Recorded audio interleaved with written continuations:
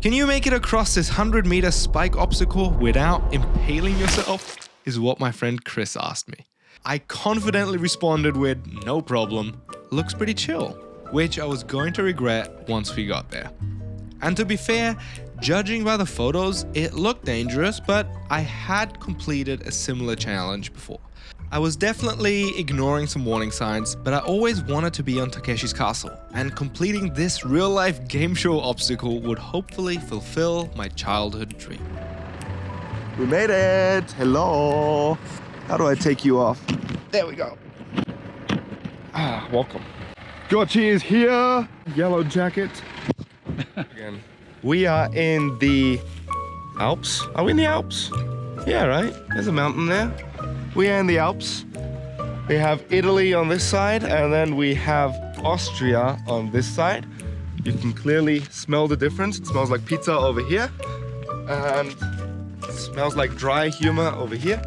But first, you probably want to know who even built this in the middle of nowhere and for what. These spikes here are tank defense spikes, which are never used. They never saw any action. These were built by the Italians for the First World War. So in hindsight, I should have known that something specifically designed to stop people is not going to be great for parkour. This challenge was in the category good from far, but far from good. The steps are pretty small, but I need to do like bigger steps. It's hard because it's so random, all of them. There's like not a clear rhythm to it. So I feel like I could just do like small steps. Of course, anybody could make it across these spikes slowly, but I wanted to make it look good, so I had to go fast. So we need to make the steps bigger. And with some speed, this spot just had too many problems for me to comfortably do it. So after looking at it for 5 minutes, it became pretty clear to me that this was not gonna happen today. How do we do it? But I couldn't tell my friends that. Can we do it? This is Chris, who organized a driver in a car to drive us an hour up a literal mountain. And this is Gochi, who got up so early, and he's a badass filmmaker who's doing me a favor by coming out to shoot this. This is all the payment I get. If you hire me, you're gonna pay me in chocolate croissants.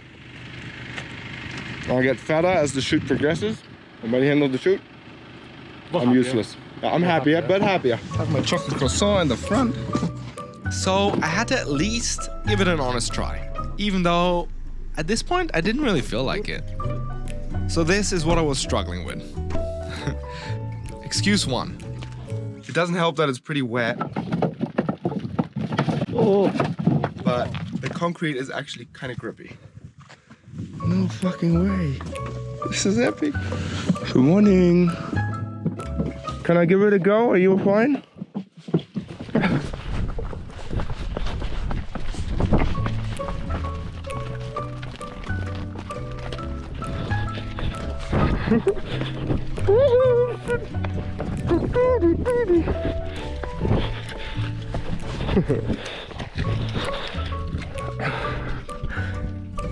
That is too cool, hey? Oh, look, there's a little one! Catch! I know! Excuse two, the spikes and their placement are actually all a bit different, even though at first glance they look identical. When I'm running, it's so confusing for me to know which one I'm supposed to land on, because they all look the same when you're going fast, but they're all different. But then Chris had the genius idea of marking the spikes with tape, which would help guide me through this maze. And this actually helped quite a bit. He's a professional tape person, actually. He's worked on all the big productions so far. Globally. We flew him in. Hit this one, please. This one, need a professional tape guy.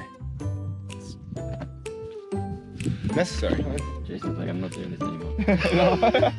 I might change it. I might. Oh no. Nice. Now it'll be slippery too.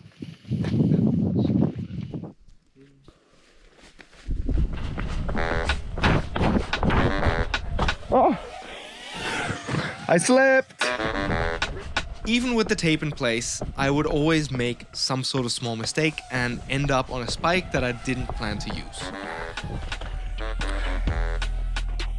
a third in, but then I lost my direction. But at this point, I was getting a bit more comfortable with the challenge and actually started feeling like maybe I could pull this off.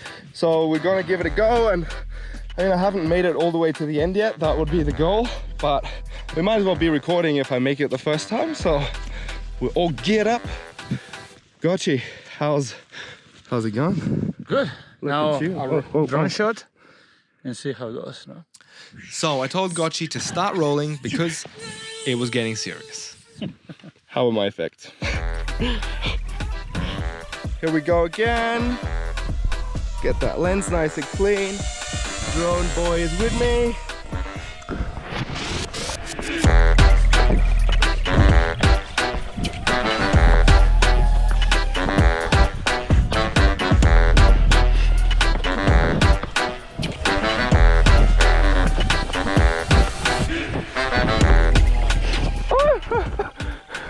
I got so close.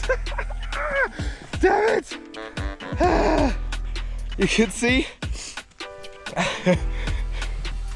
there's a moment where everything goes to plan, and then at some point I lose the plan. I lose track of which cone I'm meant to step on, and then I have to freestyle, and then it's just 20% skill and 80% luck if I make it to the end.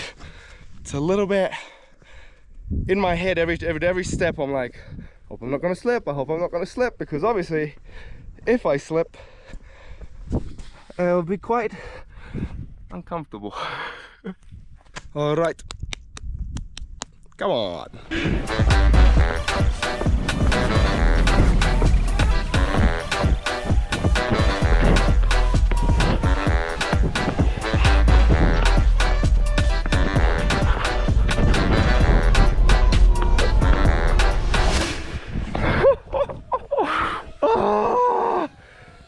That was scary.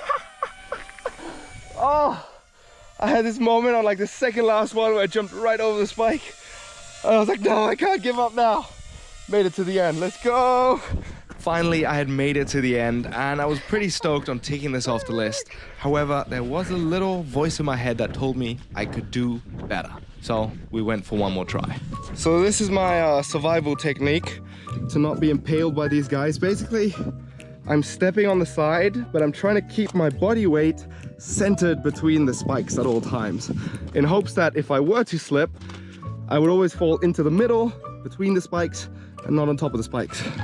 But sometimes if I lose speed, I can't keep my body weight centered in between the spikes, and then it's when it starts getting sketchy, and then I have to try to build up some more speed, which is quite tricky to do if you're juggling these spikes with your feet at the same time, but we'll make it to the end. We'll make it happen, I think. Hey.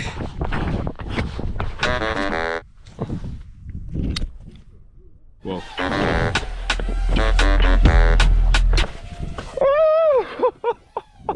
Oh! Why does the ending always have to be so sketchy?